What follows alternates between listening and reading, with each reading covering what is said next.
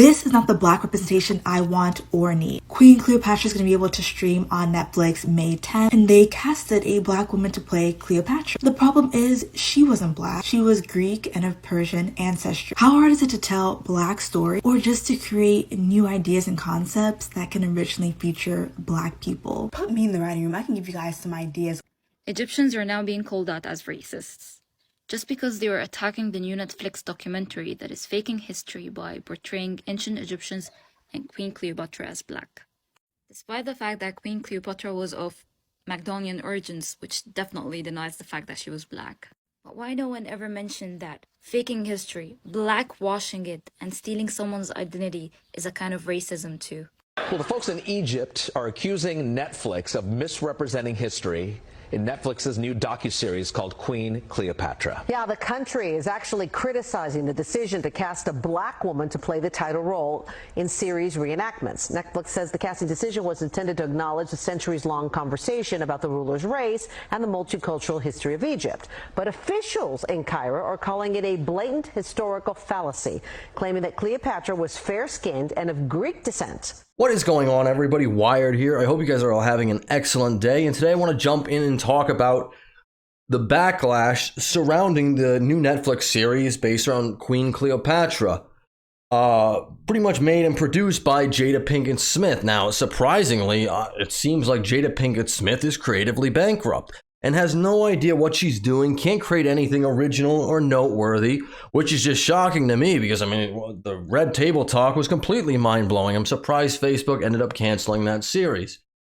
But a lot of people are upset about this, rightly so, because as people have pointed out, and I don't know a ton about ancient Greek history, Macedonian history, but a little bit, the bare basics. Cleopatra, as has been pointed out, came from the long lineage of the Ptolemies. And famously, the Ptolemies were of northern Greece, more so Macedonian descent, and they rode with Alexander to conquer the Persian Empire. I think that was in 334 BC. Not to get into history here, but when Alexander eventually passed away from, well, typhoid or poison or malaria, nobody's really sure, his dynasty split up. And one of his main generals, Ptolemy I, went to Egypt and established the ruling class there. And they ruled, the Ptolemies ruled Egypt for about around 300 years, I believe, maybe a little less than that. But Cleopatra was the last queen in that line before, obviously, Octavian would become Augustus, would take over and would really become a vessel of the Roman Empire. So it's pretty undisputed that, one, the Ptolemies were incredibly inbred, and two, they hail from the Greek kingdom of Macedonia. And this is not just backed up by me saying this, this is also backed up by, a lot of historians saying this, a lot of Egyptians saying this. But apparently, the historians don't know what they're doing. The entire country of Egypt is racist, and of course, we got to have these puff pieces here, like from British Vogue. Let's just call the outrage around Queen Cleopatra what it is. Racism. And honestly, I couldn't agree more. I do think blackwashing a particular, nation and just saying, hey, this is the way it is because we decided the way it is because that's how Jada Pinkett Smith feels. She feels this way, so that therefore it is. And what I find fascinating about this is that the outrage only ever seems to go one way with this. I did a story not super long ago about the casting of the live-action Lilo and Stitch movie, which you all know if you watch my channel. I'm a very big fan of Lilo and Stitch. I'm not a huge fan of these live-action remakes, but they casted an actress, Sydney Agudong, to play Lilo's older sister, Nani. A woman with who was raised in Kauai, which is where the story is based, and has Polynesian, Hawaiian, and some European descent. And there was outrage over this young woman playing this character because though she knows the culture very well, she's lived there her entire life, she can trace at least some of her ancestry, to native Hawaiians, to the Polynesians.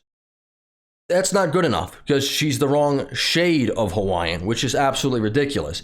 However, this is all right if you can just completely race swap one of the most actually probably the most recognizable queen, probably the most recognizable ruler in Egyptian history, perhaps. I mean, Cleopatra's a very fascinating historical figure.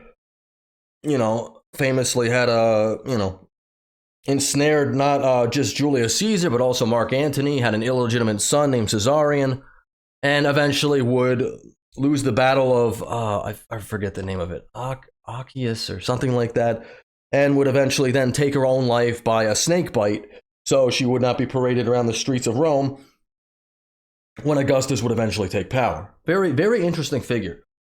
But apparently that's okay to change her race, and that's not. And if you say anything about it, like the people of Egypt are, then you're racist. But for someone like Sidney Agudong, who's a Hawaiian playing a Hawaiian, that's not good enough. It's fascinating how that works.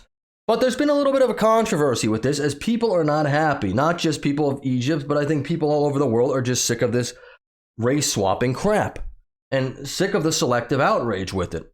Like I said, Ariel, that's a Scandinavian, Denmark, I don't think it's Danish, cultural story. That's okay to swap them because, you know, that's a fictional character.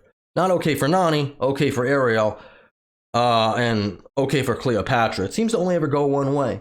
But people are not too happy about this, as Netflix's Queen Cleopatra busts up all records to have the worst audience score in TV history. 13% from the critics, which is awful, and a 1% audience score. And of course, they're saying that that's not fair, that's racism. Well, or maybe people are just sick of all this race swapping nonsense, I don't know. While I've heard about the controversy surrounding Netflix docudrama Queen Cleopatra, I hadn't been tracking it much since it was actually released a few days ago. And neither have I. You know, but as you can see right here, people are, I'm not going to read through this whole article because you can pretty much get the gist of it. It's rated terribly because, one, I don't think it's historically accurate. I hear that not only, you know, the race swapping thing is getting on people's nerves, but also they are portraying, you know, Queen Cleopatra as a warrior, which she was not. There's a lot of interesting stuff surrounding Queen Cleopatra.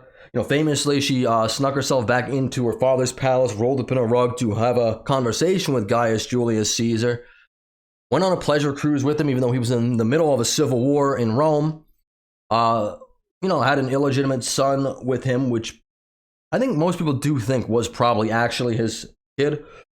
Not confirmed, obviously, but the timeline does add up from what I know about that.